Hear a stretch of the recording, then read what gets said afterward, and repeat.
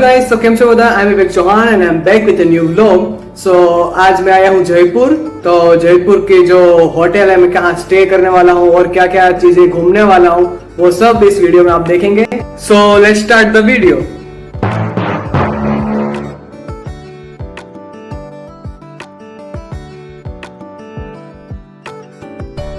Hello guys, तो हम आ चुके हैं जंतर मंतर पे। So let's explore this Jantar Mantar.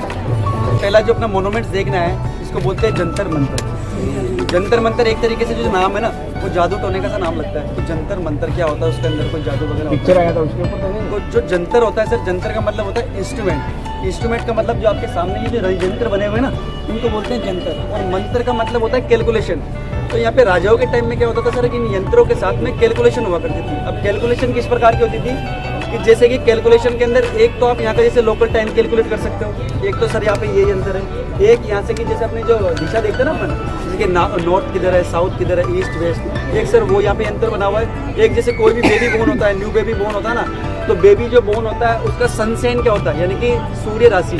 तो सूर्य राशि का पता कर सकते हो। अगर किसी का लगन राशि निकालना होता था तो उसका लगन राशि भी निकलता था। और सबसे आप टॉप में देखिए, सबसे फर्स्ट तो सामने सर आप जो देख रहे हो ना, जो ट्रायंगल शेप में जो बनी हुई है, ऊपर देखिए सर जो एक बना हुआ है, तो ये सब पूरे वर्ल्ड की सबसे बड़ी एक सनडायल बोलते हैं इसको, व्रत सम्राट यंत्र। यानी कि पहले पूरी दुनिया की धूप घड़ी सबसे बड़ी। सनडायल मीन्स यानी कि धूप घड़ी, यानी वर्ल्ड की पहले नंबर। और ये जो पार्ट है ना जंतर मंतर, ये वर्ल्ड हेरिटेज की सूची में, जैसे आपका अहमदाबाद है ना यूनेस्को की सूची में, तो ये भी सर यूनेस्को की सूची में है। तो ये परकोटे के अंदर पूरा बना हुआ है। जिन्होंने बनाया था, सबसे मेन चीज़ उनका है कि जिसने बनाया था उसका नाम था सवाई जय सिंह सेकंड, जिन्होंने जयपुर सिटी की बेस रखी थी 1727 में, सन 1727 में। उससे पहले जो राजा लोग रेजिडेंस करते थे, वो करते थे सर आमेर फोर्ट के अंदर। जहाँ पे अभी अपन जाएंगे ना, तो उसके अंदर 1727 से पहले राजा लोग रहते थे आमेर फोर्ट के अंदर। फिर जैसे उनकी प्रजा के लोग बढ़े और उनकी जैसे कि पॉपुलेशन जैसे बढ़ती गई ना, तो राजा ने पूरा दिमाग लगा के और फिर जयपुर का निर्माण करा 1727 में। वहाँ के राजा लोग यहाँ पे रेजिडेंस करे। और बाकी ये जो जंतर मंतर है, तो जंतर मंतर की जो बेस रखी गई थी ना, वो रखी गई थी 1728 में। जयपुर को बसने के एक साल बाद यहाँ की बेस रखी गई। और ये जो कंप्लीट हुआ, ये जाके कंप्लीट हुआ 1734 में, 1734 में। इसको कंप्लीट होने में टोटल लगे 6 साल। अब वो 6 साल सर इसको कंप्लीट होने में क्यों लगे? क्योंकि 6 साल में सर, यानी कि जो यहाँ के जो इंस्ट्रूमेंट है ना, तो इंस्ट्रूमेंट सर क्या है कि राजा पहले प्रैक्टिकल करता है। प्रैक्टिकल मीन्स यानी कि जैसे जो सन है, कि सन किस साइड से आ रहा है, जो अपन ये जो नगरी बसाई है जयपुर, कि जयपुर का सबसे पहले नॉर्थ साइड कौन सा है, साउथ साइड कौन सा है, ईस्ट कौन सा है और वेस्ट कौन सा है। वो क्यों? क्योंकि आपको पता होगा सभी को, या फिर अधिकतर को पता होगा कम से कम को, कि साल में 2 बार सूर्य एक 6 महीने तो रहता है उत्तरायण में, ठीक है ना मोटा भाई, और 6 महीने रहता है दक्षिणायन में। तो उस समय क्या होता था, जैसे कि उत्तरायण में सर जैसे कि यहाँ से आता था सूर्य, और फिर 6 महीने बाद इधर से दिखा, साइड एक ही है, आएगा वो पूर्व दिशा से ही, जो सनराइज होगा ना वो पूर्व दिशा से होगा, लेकिन वो 6 महीने इधर आ रहा है, 6 महीने इधर आ रहा है। तो ऐसी कैलकुलेशन वो हर इंस्ट्रूमेंट के साथ करते थे सर। तो ऐसी कैलकुलेशन जो होती थी उनकी, तो उसमें उनको टोटल लगे 6 साल।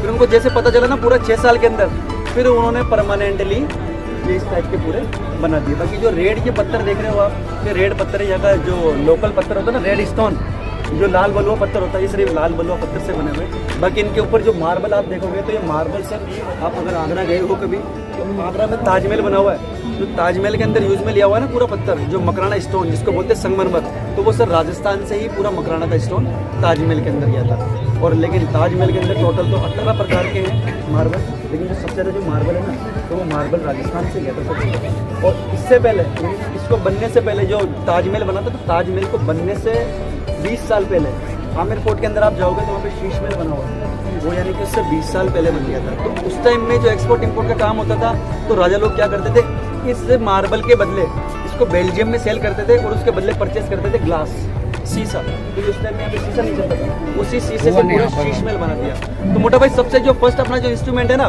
वो है ये वाला, जिसको बोलते हैं लघु सम्राट यंत्र। लघु सम्राट यंत्र का मतलब हो गया यानी स्मॉल सनडायल, यानी कि छोटी धूप घड़ी, जिसके अंदर आप टाइम कैलकुलेशन करोगे पूरा। लेकिन इसके अंदर मोटा भाई जो टाइम कैलकुलेट होता है, वो होता है लोकल जयपुर का। लोकल जयपुर का इसके अंदर टाइम कैलकुलेट होगा। जो अपनी घड़ी टाइम दिखाती है वो इंडियन टाइम होता है, जो इलाहाबाद से चलता है। और इस वाले में और इलाहाबाद वाले टाइम में दोनों में डिफरेंट है।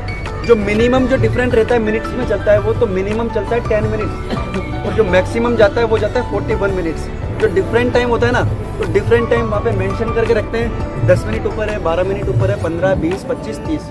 तो वो डिफरेंट जो टाइम है और जो एग्जिट टाइम इसके अंदर कैलकुलेशन होगा ना, उसके अंदर जैसे आप उसको प्लस करोगे ना, तो प्लस करते आपका जो घड़ी टाइम दिखाएगा ना, तो पूरा एक्यूरेट पूरा कैलकुलेशन हो जाएगा उसके अंदर। अब ये देखिए सर, आप ये 2 पार्ट में, यानी कि 2 पार्ट में आपको दिख रहा होगा, एक हिस्सा इसका इस साइड है और एक ऐसा हिस्सा इसका उस साइड है। जो बना हुआ है ये 27 डिग्री के एंगल पे बना हुआ है, 27।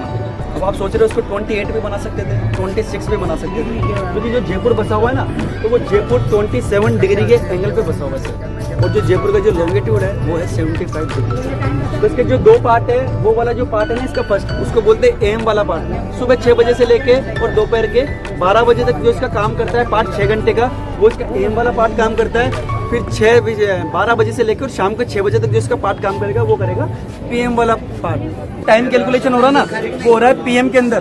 तो यहाँ पे 12 बज जाएंगे, तो 12 बजने के बाद यहाँ कितने बजेगा, 1, यहाँ 2, 3, 4, 5, 6, 1 घंटे का एक पार्ट हो गया।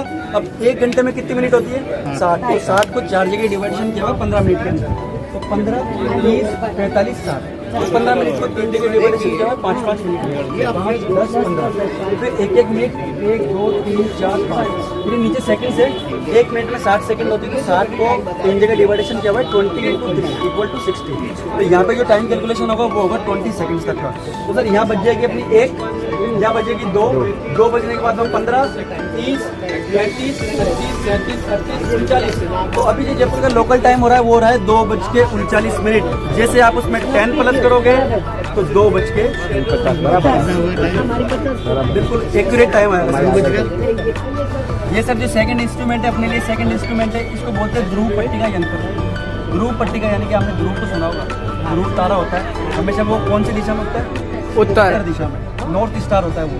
तो सबसे पहला जो जंतर मंतर का जो यंत्र है ना सर, सबसे पहला यंत्र ये बना था ध्रुव पट्टिका यंत्र। अगर ये यंत्र नहीं बनता तो यहाँ पे आप दिशा का पता नहीं लगा सकते कि आप कौन सी दिशा में जयपुर बसा हुआ है।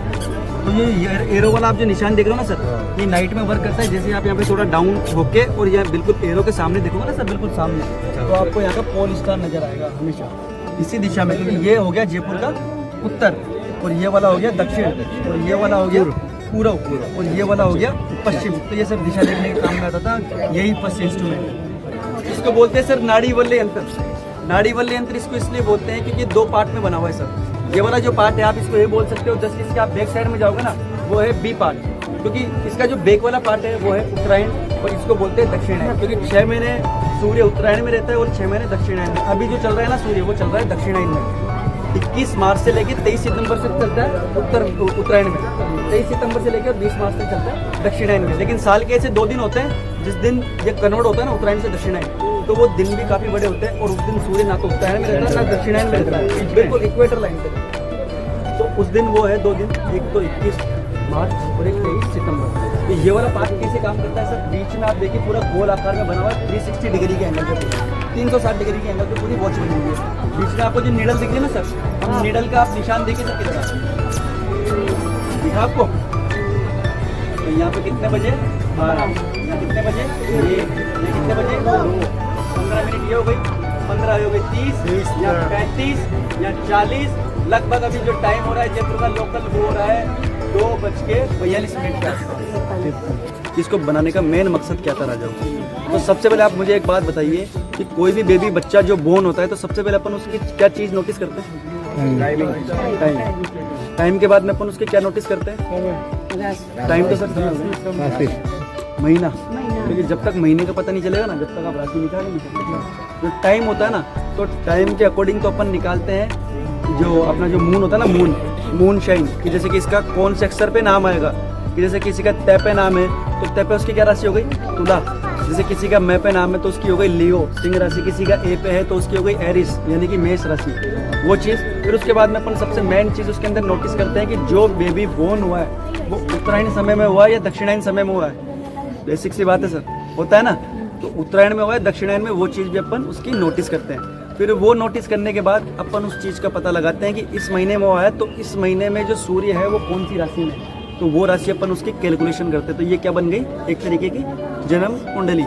अब जैसे कि अगर उस बच्चे का या फिर किसी का भी अगर लगन राशि किसी को निकालना है, कि लगन राशि भी निकलेगा, जैसे अपने होता है ना हिंदू धर्म में कि जैसे कि गुण देखे जाते हैं। कितने गुण देखते हैं? 36 36 या 26 36 तो 36 गुण दोनों के मिलाते हैं ना, तो वो गुण जो मिलाते हैं तो उसके लिए राजाओं ने राशि बनाई। अगर आपने नोटिस किया हो, जयप्रकाश यंत्र देखते ही जब अपन एग्जिट करे थे ना, वहाँ पे राशियाँ बनी हुई थी 12, तो उनको बोलते हैं राशि वलय यंत्र। तो राशि वलय यंत्र के अंदर क्या होता था कि किसी का भी अगर आपको लगन राशि कैलकुलेशन करना है तो उसके अंदर लगन राशि वहाँ से कैलकुलेशन होता था। लेकिन ऐसे नहीं कि आपकी इच्छा हुई आप जाके तुला की करने लगे, एरिस की, स्कॉर्पियो की, किसी की भी, जैसे आप जाते डायरेक्ट पीसेस पे चले गए, मीन पे चले गए, आप मीन पे आप कैलकुलेशन नहीं कर सकते। उसके लिए आप क्या करोगे, जो जयप्रकाश यंत्र बना हुआ ना सर, तो उसके अंदर आपको देखना पड़ेगा कि पहले आज जो बेबी बोर्न हो रहा है उसका राशि क्या है, फिर वो राशि कौन सी राशि को ऊपर जाके काट रही है, कि टाइम भी उसके अंदर पता चलता है। तो जितने टाइम में वो काटेगी ना उसको, तो जो लगन राशि रहती है वो एक दिन में एक राशि के अंदर 2 घंटे तक रहती है, पता है आपको, 2 घंटे तक रहती है। तो उसका जैसे कैलकुलेशन करना होगा ना आपको, तो आप वहाँ जाके देखोगे। अगर किसी के जैसे कि कोई बोलता है ना आपके राहु का दोष है, शनि का दोष है, आप ये करो वो करो, तो 2 घंटे से ऊपर जब उसमें जो शेडो सर ऊपर जाती है ना डिग्री के ऊपर, यानी कि 2 घंटे के बाद में जब डिग्री के अंदर जाती है ना, अगर किसी की राशि के अंदर यानी कि अधिकतर होगी जाती है, तो उसके अंदर फिर पता चलता है कि इसका सूर्य खराब है या इसका चंद्रमा खराब है या फिर इसका शनि खराब है, कि वो 2 घंटे से जब ऊपर जाती है। अगर वो नीचे रहती है ना, तो ये मान के चलिए सब कुछ उसका ठीक है। ऐसे उसमें राजा लोग ऐसे कैलकुलेशन करा करते थे। दूसरा जो यंत्र है, जब आप शुरू में जब एंट्री करे थे ना, तो 2 प्लेट देखी होगी आपने लोहे की, तो लोहे की जो प्लेट है उसको बोलते हैं किंग ऑफ इंस्ट्रूमेंट, यानी कि यंत्र राज। तो यंत्र राज के अंदर आपको किसी को पता है नक्षत्र कितने होते हैं? 27, 27। तो जो नक्षत्र होते हैं ना, तो उसके अंदर सर मोटा भाई क्या गया है, उसके अंदर नक्षत्रों का ज्ञान होता था पूरा, कि नक्षत्र आप देख सकते हो किसका अभी कौन सा नक्षत्र चल रहा है। नाम तो सुना होगा ना, रोहिणी, ग्रहणी, अश्विनी, ये पूरे नक्षत्रों के नाम है। तो जो लोहे की प्लेट बनी हुई है ना, तो आपको उसको अगर गौर करके देखा होगा तो उसके अंदर बीच में एक होल बना हुआ था छोटा सा, तो उस होल के अंदर क्या करते हैं, टेलीस्कोप लगा देते हैं। टेलीस्कोप से लगा के फिर पूरे सितारों को देखते हैं, नक्षत्रों को देखते हैं कि अभी कौन सा नक्षत्र कहाँ से उठ के कौन से नक्षत्र पे जा रहा है, फिर रोहिणी ग्रहणी को कैसे क्रॉस करके जा रहा है। एक जब अभी अपन एग्जिट करेंगे तो वहाँ पे एक राम प्रकाश यंत्र बना हुआ है। तो राम प्रकाश यंत्र के अंदर जैसे कि सूर्य की अगर आप जैसे डिग्री यानी कि 360 डिग्री के एंगल पे वो पूरा बना हुआ है कि अभी जो पृथ्वी के कितनी डिग्री पे होगा, वो कितनी डिग्री के एंगल पे होगा। लेकिन वो जो एंगल आपको डिग्री का पता चलेगा ना, वो आपको पता चलेगा जयपुर का, आपको और कहीं का पता नहीं चलेगा, ओनली जयपुर का। और जो जैसे कि बेबी बोर्न होता है, एक जैसे अभी यहाँ पे 2 बजे फिक्स कोई बच्चा पैदा हो गया और एक 2 बजे आपके अहमदाबाद में हो गया, लेकिन अब आप डिफरेंट देखना, आपके अहमदाबाद वाले बच्चे का नाम तो रहेगा महेश और यहाँ वाले का नाम रहेगा श्याम, रहेगा ना सर। वो क्यों रहता है, क्योंकि सब जगह का लोकल टाइम अलग होता है। यहाँ का लोकल टाइम सर अलग है, वहाँ का लोकल टाइम अलग है। अब आज भी यहाँ पे क्या करते हैं, जैसे पंचांग वगैरह जो होता है ना, तो पंचांग वगैरह के अंदर सब यानी कि एक ज्योतिष देखता है, वो तो जैसे पंडित वगैरह होते हैं, तो पंडित को सर क्या है कि पूरा पता रहता है। वो कैसे कि अगर यहाँ पे जयपुर में आज भी हमारे यहाँ यूज करते हैं ऐसी चीज़, हम तो खुद भी ब्राह्मण है तो हमारे तो यही चीज़ यूज़ होती है, बाकी को भी यही कुंडली भी बनाते हैं तो उसमें यही चीज़ यूज़ होती है। जैसे आज अगर कोई भी बेबी बोर्न होता है ना, तो हम लिख के देते 10:02, फिर जब वो हमारे पास आता है कि भैया ये हमारा बच्चा फलानी तारीख को इतने बज के इतने मिनट पे बोर्न हुआ था, तो हम फिर क्या करते हैं, यहाँ का जो उस दिन का डिफरेंट टाइम है वो इंडियन टाइम में माइनस करते हैं। 10 मिनट माइनस करा ना, तो क्या हो गया, 9:52 पे पैदा हुआ, फिर उसकी पूरी कुंडली बनेगी। तो ऐसे ये पूरे राजा लोग इसको कैलकुलेशन में लेते थे। अब जैसे जय सिंह जी ने बनाया, तो जय सिंह जी तो खुद के राशि के ऊपर भी इसको बना सकते थे कि चलो मैं तो मेरा ही, लेकिन राजाओं के जैसे जैसे बोर्न हुए ना, तो सभी के 12 राशि अलग रहेगी, कोई किसी भी महीने में पैदा हो सकता है। तो इसलिए सर क्या है कि पूरा 12 राशियों का इसलिए वो बना। यहाँ पे आप मौसम का भी विभाग, जो मौसम विभाग होता है, तो यहाँ पे ये भी पता करते थे राजा लोग कि अब की बार यहाँ पे बारिश कैसी होगी और यानी कि गर्मी कितनी तेज रहेगी और सर्दी कौन से महीने से लगेगी। तो यहाँ पे सर्दियाँ जो स्टार्ट होती है ना अपने यहाँ पूरे इंडिया के अंदर, कि शरद पूर्णिमा जो आती है ना, जिस दिन शरद अभी गई, तो शरद पूर्णिमा से क्या है, शरद हवा स्टार्ट होती है, लेकिन अभी तक तो